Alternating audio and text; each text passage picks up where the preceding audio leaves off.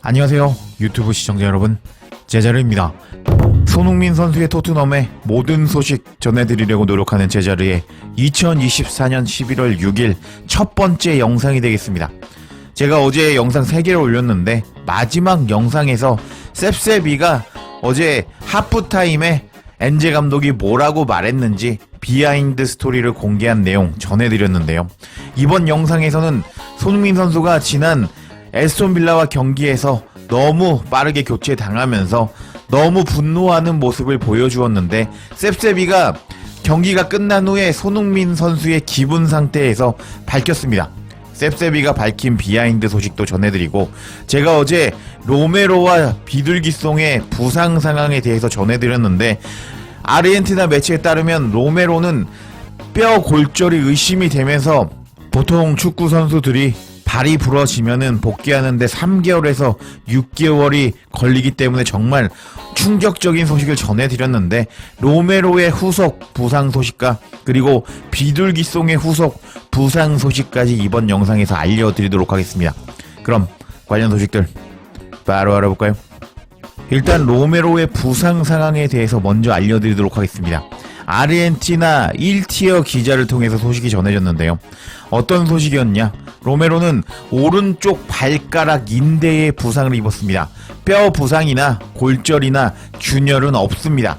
예상보다 가벼운 부상입니다. 로메로는 일주일에서 10일 동안 결정할 것입니다. 라면서 어제는 아르헨티나의 어떤 매체를 통해서 뼈가 부러졌을 것이다 라고 예상이 되었던 로메로가 사실은 인대에 부상을 당했다고 합니다. 그래서 일주일에서 10일 정도 결장이 예상되는 로메로라고 할 수 있습니다. 와, 정말 다행인 게 지금 로메로가 없으면 안 되거든요. 그래서 일단 로메로가 아르헨티나 1티어 기자가 전한 소식에 따르면은 이번 주 중 유로파 리그 그리고 이번 주말에 입스위치와 경기만 결정할 것으로 예상이 됩니다.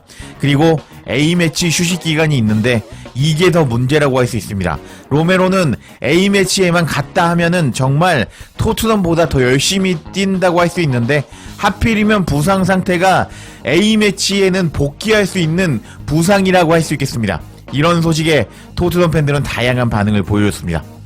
어떤 반응을 보여줬는지 반응이 재밌었거든요. 로메로와 반더벤이 동시에 부상을 당하고 동시에 복귀하는 건 재밌는 상황이네요. 둘 다 빨리 복귀하기를 바랍니다. 건강하게 회복하기를 기도할게요. Come on your Spurs 하면서 로메로 반더벤 동시에 돌아오겠네 하면서 기뻐하는 팬도 있었고요. 근데 반면에 로메로 이 녀석은 반더벤이 다칠 때마다 겁을 먹는 것 같습니다. 팔아버립시다 라면서 로메로가 반더벤이 없으니까 그냥 아픈 척 한 거 아니야? 이렇게 반응하는 팬도 있었습니다. 그리고 다른 팬의 반응을 보면요, 이번에는 로메로가 부상에서 회복할 시간을 충분히 갖고 남은 시즌을 준비할 수 있는 시간이 되었으면 좋겠습니다 라고 반응하는 팬도 있었고, 빌라와 경기에서 그는 발가락에 문제를 겪고 있었던 걸로 보였습니다 라면서 발가락 부상이었네 라고 반응하는 팬도 있었고요. 아르헨티나 국대 출전 준비 완료.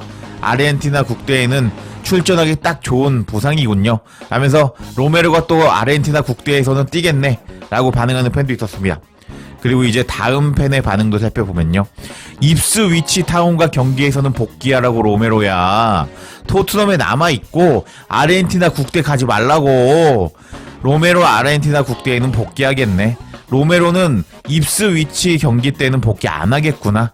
근데 로메로는 아르헨티나 국대는 뛰러 가겠네 라면서 로메로가 입스위치 타운과 경기에서는 쉴 수 있겠지만 아르헨티나 국대 가서는 또 미친듯이 열심히 뛰고 오겠다 라면서 약간 로메로를 비아냥거리는 토트넘 현지 팬들이었습니다.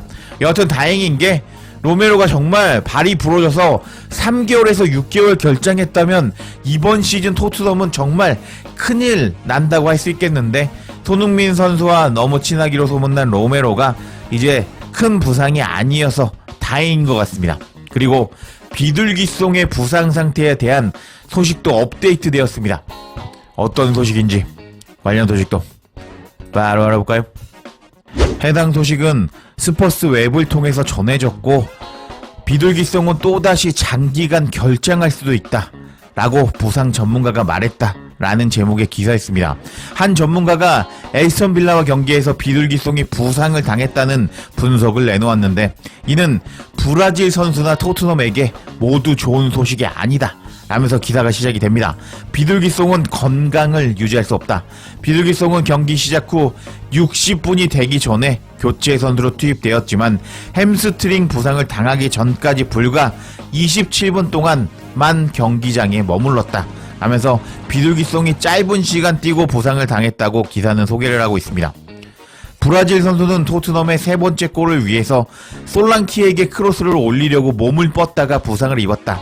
비둘기송은 곧 햄스트링을 잡고 쓰러지면서 상심한 것처럼 보였다. 27세의 비둘기송은 2024년 내내 부상으로 끔찍한 불운을 겪었고 연속으로 몇 경기 이상 컨디션을 유지하는 모습을 보여주지 못했다. 그렇다면 비둘기송은 얼마나 오랫동안 경기에 나갈 수 없을까? 부상을 분석하는 소셜미디어 플랫폼 피지오 스카우트는 비둘기송의 햄스트링 긴장으로 고통을 받고 있는 것처럼 보인다고 지적했다.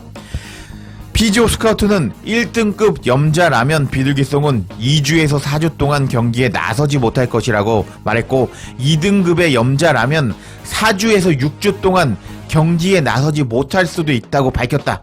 라면서 비둘기송의 햄스트링을 부여잡고 쓰러졌는데 가벼운 부상이면은 2주에서 4주 약 한 달 정도 못 나오고, 그리고 무거운 부상이면은 2달에서 2달 반 경기에 못 나온다고 부상 전문가는 비둘기송의 부상에 대해서 분석했습니다. 비둘기송은 정말 몸이 너무 약한 것 같습니다. 일단 최소 한 달 정도 못 나온다고 한번 가정을 해볼까요? 일단 토트넘의 경기 일정인데요.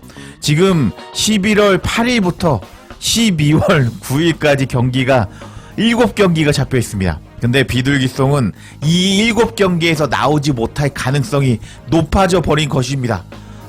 비둘기송은 정말 너무한 게, 이번 시즌에 비둘기송을 팔았다면은 솔랑키를 영입하고 솔랑키 백업으로 선수 한 명을 더 살 수 있었을 토트넘이라고 할 수 있겠는데, 비둘기송이 또 이렇게 부상을 당해버리면서 정말 빡세죠. 11월부터 12월달이 정말 빡센 경기 일정이라고 할 수 있는데, 비둘기송은 또 중요한 시간에 자신의 가치를 보여주지 못할 가능성이 높아져 버렸습니다. 이런 소식이 전해지자 스퍼스 웹은 코멘트하기를 엔제 감독의 달콤하면서도 씁쓸한 하루였다.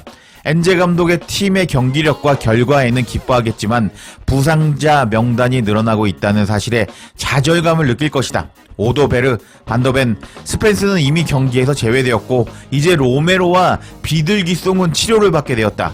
토트넘 감독은 팀이 국제 휴식 기간까지 어떻게든 버틸 수 있기를 바랄 것이고, 그렇게 하면 선수들이 완전히 회복할 시간을 충분히 가질 것이다 라면서, 일단 빌라를 잡아서 토트넘이 상당히 좋았는데 부상자가 늘어났다 라고 말하는 스포츠 웹이었습니다.